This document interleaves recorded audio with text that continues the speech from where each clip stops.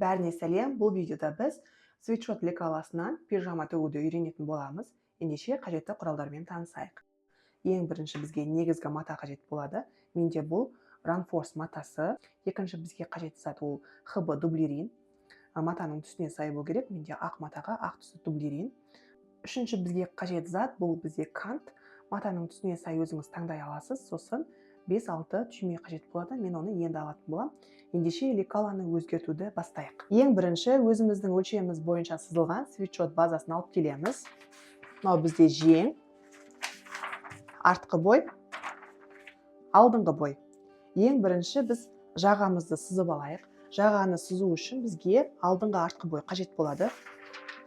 Осындай бір миллиметрлік қағаздың бөлігі қажет болады. Сантиметрлік таспаны алып келіп, алдыңғы бойдың, артқы бойдың мойнын өлшейтін боламыз.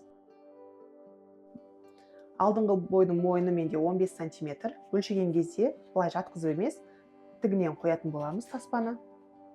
Артқы бойдыңқы 11. 15-ке 11-ді қосамыз. 26 сантиметр болады. 26 сантиметрді төменнен сызамыз. Және жердегі 11 сантиметрде сызып аламыз. Енді жағаның енін біз 6-8 сантиметрді алсақ болады. Мен 6 сантиметрді аламын. 6 сантиметрге көтеріп, 4 бұрыш сызамыз.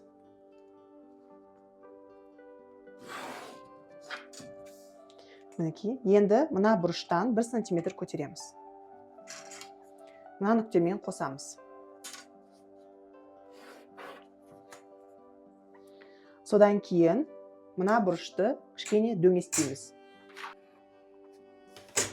Осындай дөңгелек форма берсек болады.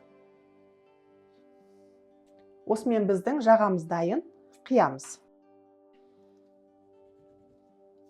Мына жақ артқы бойға қарайды, мынау алдыңғы бойға қарайды. Біздің жағамыз дайын болды, енді алдыңғы бойды шамалы өзгертеміз. Бұл жерде калька болуы маңызды емес, кез келген парақты мына жаққа қосымша беріп сызсаңыз болады. Енді солға қарай 2 сантиметр сызамыз. Енді мына нүктеден төмен қарай бір 10 сантиметр сызамыз. Енді осы жерден тағы да 2 сантиметр сыртқа шығарамыз. Яғни мына аралық жалпы 4 сантиметр болады. Енді мына 10 сантиметрмен, мына жер 10 сантиметр, мына жер 2, мына жер 2, мына жерді қосамыз. Енді пижаманың жағасы осындай 3 бұрышты болып қалмас үшін мына жерді кішкене дөңестейміз.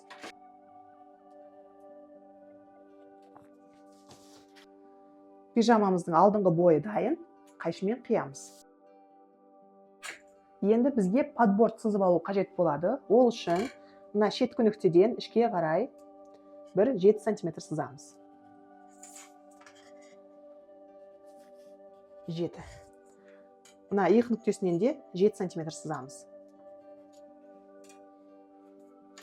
Сызықтарды қосамыз.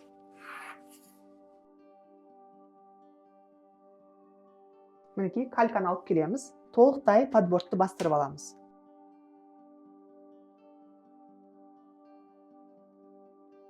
Енді көбінесе пижамамыздың сол жағында қалта болады. Сол қалтаның орнын анықтап алайық. Ол үшін қолтық сызығын созамыз осылай. Аралықты теңдей бөлеміз 2-ке. Осы нүктеден солға оңға 6 сантиметр сызамыз.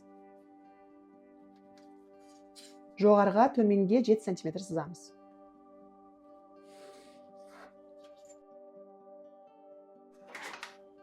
Лекал сызғышымен осылай кішкене қалтаны осылай дөңестейміз. Қалтаның лекаласы мінекей осындай болады. Ұзындығы 18, ені 14. Жоғар жақтан біз 4 сантиметр қайыратын боламыз. Мінекей қалтамыздың лекаласы дайын. Енді біз төменге 5 сантиметр қосымша беретін боламыз. Осылай стрелка қойып 5 сантиметр деп жазамыз. Мынау бізде свитшоттың жеңі. Жеңнің төмен жағында бізде әрқашан манжет болатын. Сол манжетті қазір мына жерге сызып аламыз. Мінекей жеңнің ұзындығы. Манжетіміздің ені дайын түрінде 5 сантиметр болады. Оны 2 еселейміз. 10. тігіске 2 см 12. 2 дана. Пижамаға қажетті барлық бөлік дайын. Жеңіміз, жеңнің манжеті, артқы бой мүлде өзгертілмеді. Жағамыз, алдыңғы бой, қалта және подборд. Енді матаны пішуді бастайық. Жеңнің лекаласын алып келеміз. Жан жағына тігіске 1 см қосымша беріп, 2 бөлікті қиып аламыз. Мынау бізде алдыңғы бой және подборд. Екеуінің де төмен жағына 5 см қосымша береміз және жан жағына тігіске 1 см беріп қиып аламыз. Мына жерге кішкене кертіп қоямыз мына жерді.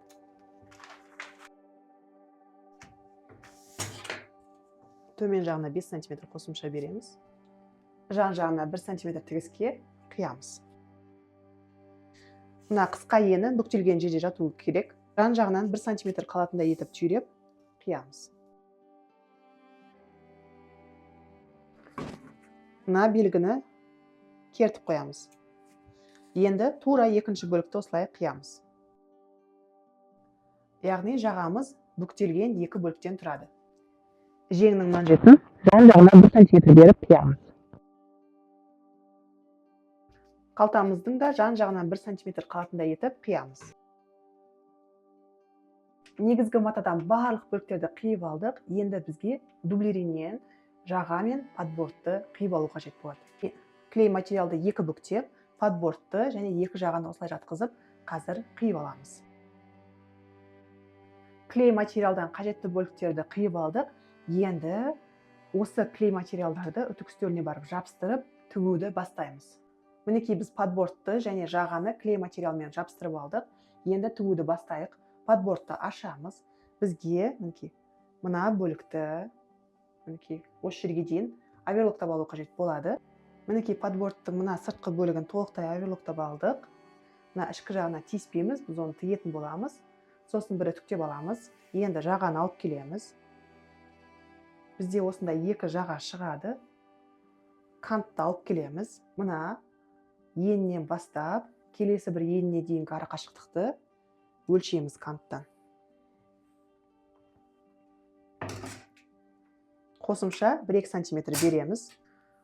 Кантты толықтай үтіктеп алдық. Енді бір жағаны алып келеміз. Мінекей 1 см асырып, осылай инемен түйреп аламыз. Осылай түйреп алғаннан кейін, енді мына канттың өзінің тігісі бар, соның үстінен айналдыра тігіп шығамыз тігін машинасында. Мінекей кантты бір жағаға тігіп алдық. Енді екінші жағаны алып келеміз. Тура үстіне жатқызамыз. Осылай бірнеше жерден түйреп алғаннан кейін, мына бағанағы тігістің үстінен тігіс жүргіземіз. 2 жағаны бір-біріне қосып тіктік. Мінекей ішінен осылай көрінеді. Енді бізге мына припускты кішкене жұқарту қажет болады. Ол үшін жаңа соңғы қосып тіккен жағаның припускысын түбіне дейін қиып тастаймыз. Содан кейін мына дөңгеленген жерлерді түбіне 2-3 мм жеткізбей осылай надсечка жасаймыз. Кертіп аламыз. Жағаны оң қаратамыз. Соңында бізде осындай әдемі жаға пайда болады. Қалтаның матасын алып келеміз. Ұзындығынан теңдей 2-ге бүктейміз. Мына бір бұрышын осылай дөңестейміз. Қиып алып тастаймыз. Мына қысқа енін бірінші 1 см-ге, содан кейін 2 см-ге қайырып үтіктейміз. Және тігін машинасында шетіне 1 см жеткізбей тігіп шығамыз. Үтіктеп, шетіне 1 мм жеткізбей тігіп алдық, және қалған 3 бөлігін 1 см қайырып үтіктеп алдық. Дайын күйінде осындай болады. Енді алдыңғы бойды алып келеміз. Лекаламызды осылай бүктейміз мына ұзындығынан. Қайшымен мына аралықты қазір қиямыз.